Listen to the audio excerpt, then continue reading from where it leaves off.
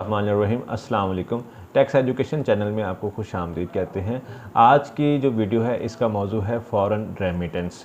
Foreign remittance क्या है, पाकिस्तान में इसको किस हद तक इम्यूनिटी एग्जम्पशन हासिल है और किस सेक्शन में इसको इम्यूनिटी या एग्जम्पशन दी गई है। फ़ॉरेन रेमिटेंस से मुराद फ़ॉरेन एक्सचेंज है जो आप पाकिस्तान के से बाहर से अगर पाकिस्तान में रिमिट करते हैं। ये डॉलर की शक्ल में हो सकती है, पाउंड की शक्ल में हो सकती है, किसी भी फॉरेन करेंसी को अगर आप पाकिस्तान में अपने नॉर्मल बैंकिंग चैनल से लेके आते हैं या मनी सर्विसेज या मनी एक्सचेंजेस के थ्रू लेके आते हैं और मनी एक्सचेंजेस उसके अगेंस्ट आपको सर्टिफिकेट प्रोवाइड करते हैं।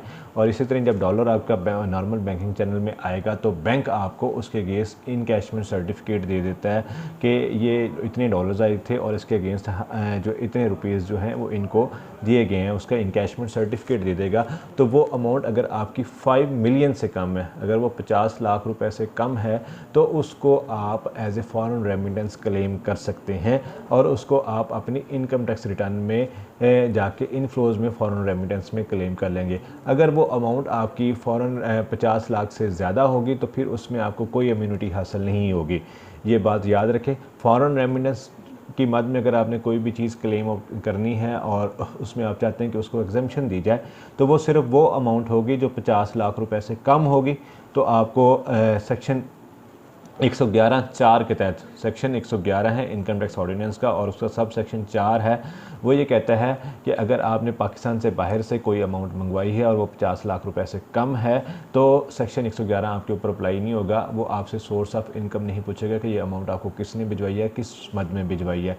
तो लीगल मनी आपने मंगवानी है बाहर से। इलीगल मनी अगर आप मंगवाएंगे तो कल को किसी और लॉ के तहत आपसे पूछा जा सकता है कि ये मनी आपको किस वे से आई थी। ठीक है, तो FBR की हद तक अगर आपने को 50 लाख से कम रेमिटेंस आई है, बाहर से फॉरेन एक्सचेंज आई है, तो आप उसको एज एग्जेम्प्ट मनी क्लेम कर सकते हैं और इसके अगेंस्ट आपको कोई भी टैक्स अदा नहीं करना पड़ेगा और इसको आप डायरेक्ट अपनी वेल्थ स्टेटमेंट में जाके फॉरेन रेमिटेंस के कॉलम में क्लेम कर सकते हैं।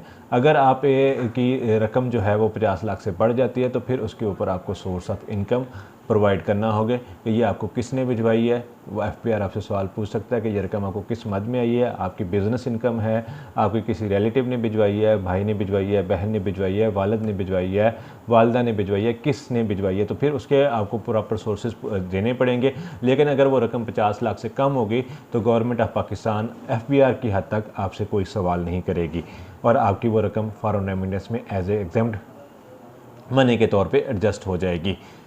बहुत शुक्रिया। आज की वीडियो के लिए जो है इतना ही है। अगर आपको फॉरेन रेमिटेंस के हवाले से कोई सवाल हो तो आप मुझसे पूछ सकते हैं। मेरा नाम अली रज़ा नसीम है। मेरा नंबर है 0321 770 2526।